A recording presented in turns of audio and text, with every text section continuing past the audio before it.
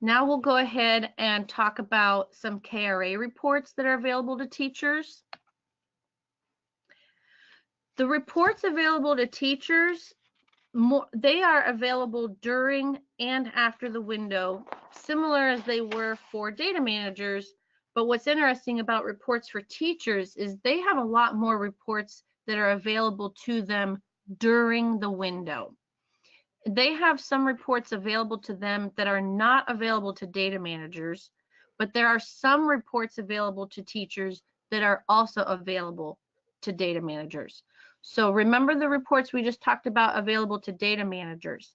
The same ones that the teachers have where you could kind of do some joint conversations or joint planning is the domain data export. So I'm not going to show you that report for teachers because it's the same thing that I just showed you from data managers.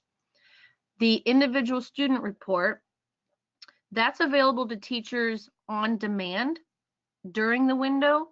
It's only available to data managers after the administration has closed.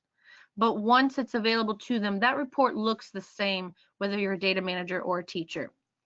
And then the language and literacy report, again, if teachers wanted to generate that, they can do that, same as the data managers. Now, teachers have a couple extra reports that are not available to data managers. One of them is a data results export, and that's simply an Excel file of all of the items and student scores for each item. It's just all in one data dump. That one is an older report that we've had for a few years.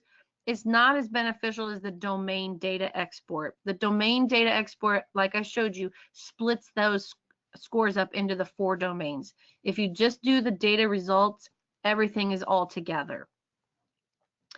Teachers also have what's called the individual student item results. This report is very lengthy, but it's beneficial if you need to have that information for possibly recommendations for further assessments or any sort of support meetings for the children.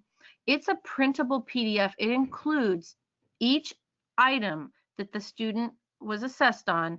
It includes the score for that item, and it includes the scoring rubrics.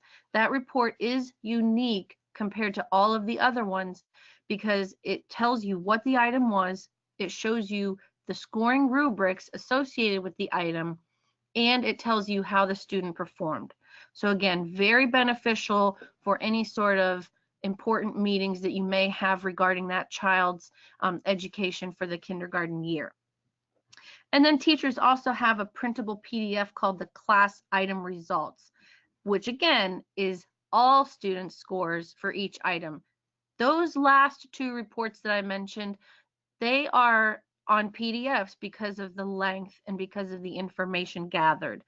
So be cautious about, asking teachers to generate those and print those or keep them because they're very long. They would be you'd have a very specific reason for needing those reports.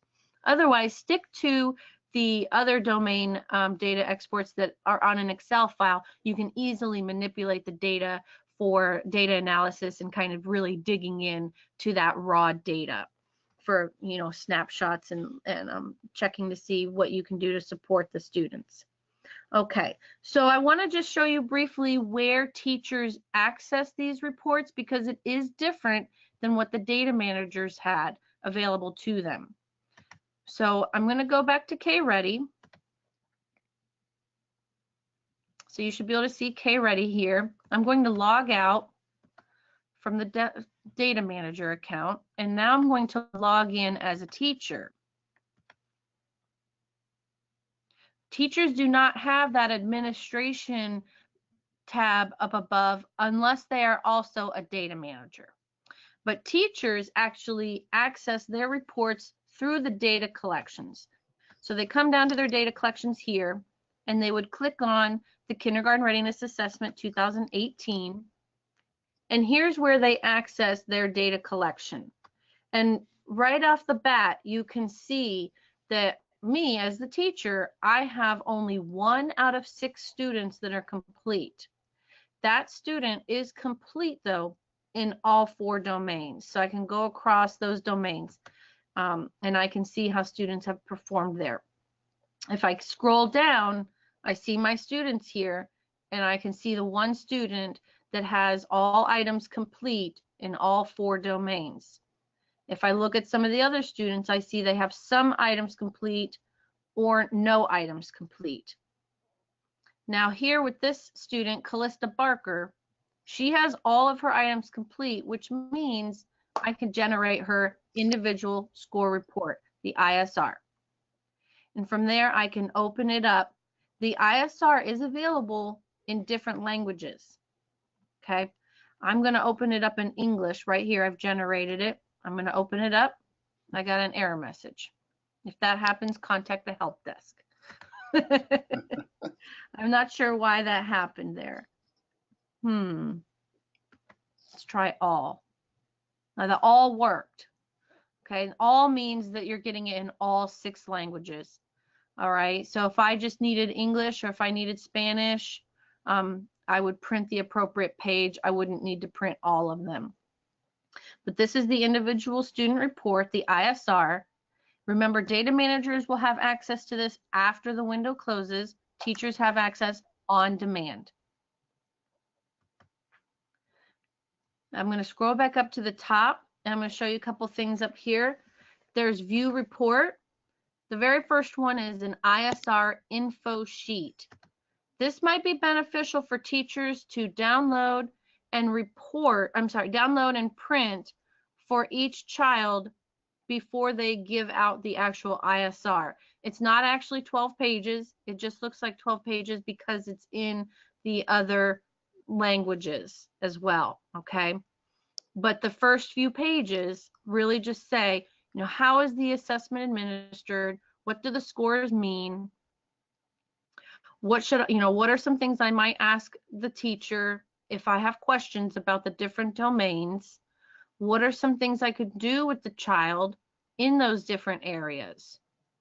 Okay, and again, you have it in all of those different languages, but the teacher might just print off the language necessary and make a copy, you know, for each child that would go along with the actual score report that has the child's score. Okay, down here, again, you have the data results, the domain data, completion by item. Teachers have access to look at all of those reports. And these reports are available immediately to the teacher as soon as they have entered the data for the children. That's really important to remember. A new item that's new to the field, but new to you because it's your first year, is this data displays. Just know that that's going to be an option in the future. I know that that is a new feature this year, so it might not be 100% available, but everything else is available and ready and working. If your teachers have any questions or concerns about reports or data entry, the help desk is there for that support. But these reports, just like the ones that we showed you for the data managers, teachers can use those reports to identify strengths and needs for the children, look at class strengths, like I mentioned before, planning, differentiating instruction.